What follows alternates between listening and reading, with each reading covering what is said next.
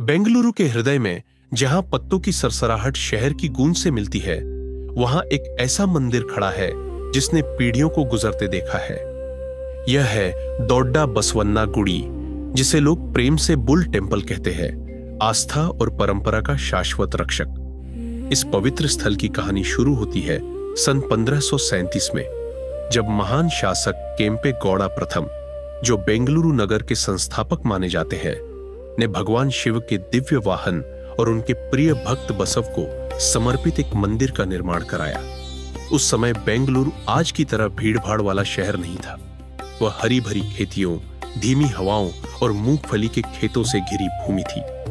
किसान सरल जीवन जीते थे, वर्षा और ईश्वर की कृपा पर निर्भर रहते थे। लेकिन किंवदंती कहती है वह शांति अधिक समय तक नहीं रही। हर पूर्णिमा की रात पहाड़ियों की अंधेरी छाया से एक विशाल बैल प्रकट होता, जो किसानों की मूंगफली की फसलों को रौंद देता और उनके खेतों को उजाड़कर निराशा छोड़ जाता। किसान दुखी और भयभीत हो गए। उनकी प्रार्थनाएं और भी गहरी हो गई। एक रात साहस और निराशा से भरे किसानों ने मिलकर निश्चय किया कि वे उस बैल का पीछा करेंगे।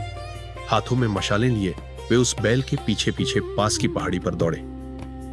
लेकिन तभी एक रहस्यमय क्षण में वह बैल अचानक उनके सामने से गायब हो गया और उसी स्थान पर उन्हें पृथ्वी में उभरी हुई बसव, भगवान शिव के पवित्र नंदी की शिला प्रतिमा दिखाई दी।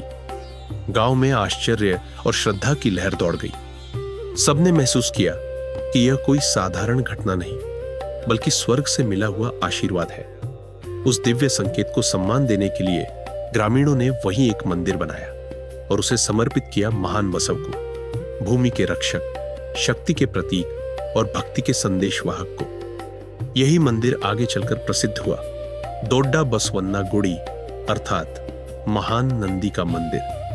कृतज्ञता के प्रतीक के रूप में किसानों ने एक सुंदर परंपरा शुरू की। हर वर्ष वे अपनी पहली मूंगफली की फसल बसव को अर्पित करते थे। धीरे धीरे यह विनम्र परंपरा एक भव्य पर्व बन गई, जिसे आज कडलेकाई परिषय या ग्राउंडनट फेयर कहा जाता है।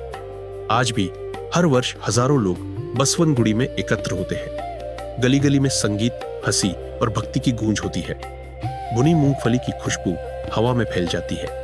दीपकों की रोशनी, बच्चों की मुस्कान और श्रद्धा का वातावरण। यह पर्व आज भी प्रकृति, आस्था और कृतज्ञता का जीवंत प्रतीक बना हुआ है। मंदिर के मध्य में स्थित है विशाल नंदी की प्रतिमा, भक्ति की एक अद्भुत कृति। एक ही विशाल ग्रेनाइट पत्थर से तराशी गई यह मूर्ति लगभग 12 फीट ऊंची और 16 फीट लंबी है। सदियों से चढ़ाए गए तेल और घी ने इसे चिकना और चमकदार बना दिया है। भक्त बेन्ने अर्थात शुद्ध मक्खन से अभिषेक करते हैं, क्योंकि माना जाता है कि यह पूजा शांति, स्वास्थ्य और समृद्धि लाती है। परंतु इस दिव्य प्रतिमा के साथ एक रहस्य भी जुड़ा है। कहते हैं कि बहुत समय पहले यह मूर्ति धीरे धीरे बढ़ने लगी थी। हर वर्ष थोड़ी थोड़ी ऊंची होती जा रही थी। गांव वाले भयभीत हो उठे और भगवान शिव से प्रार्थना करने लगे। उनके मार्गदर्शन में एक विशेष पूजा संपन्न की गई और नंदी के मस्तक पर लोहे की कील लगाई गई। उस दिन के बाद से प्रतिमा का बढ़ना रुक गया और मंदिर सदा के लिए शांत और स्थिर हो गया। आज दोड्डा बसवन्ना गुड़ी केवल एक मंदिर नहीं, बल्कि बसवन गुड़ी की आत्मा है। पूरा क्षेत्र इसी के नाम से जाना जाता है, बसव गुड़ी, जिसका अर्थ है बैल का निवास। मंदिर पारंपरिक द्रविड़ स्थापत्य शैली में बना है, जिसमें प्राचीन दक्षिण भारतीय कला की शक्ति और सादगी झलकती है। दीवारों पर नक्काशी, दीपों की लौ और मंदिर की घंटियों की गूंज सब मिलकर इसे अद्भुत आध्यात्मिक वातावरण प्रदान करते हैं। भक्त यहाँ केवल दर्शन के लिए नहीं, बल्कि मन की शांति के लिए भी आते हैं। आधुनिक शहर के शोरगुल के बीच यह मंदिर एक शांत आश्रय है, जहां प्रार्थनाएं पक्षियों के स्वर और पीपल बरगद की पत्तियों की सरसराहट में घुल जाती है। सुबह और शाम धूप की खुशबू के साथ मंत्रों का स्वर वातावरण में फैलता है। जब सूर्य अस्त होता है और उसकी सुनहरी किरणें नंदी की मूर्ति को छूती है, तो वह क्षण याद दिलाता है कि एक बार जो भक्ति जाग उठे वह कभी नहीं मिटती।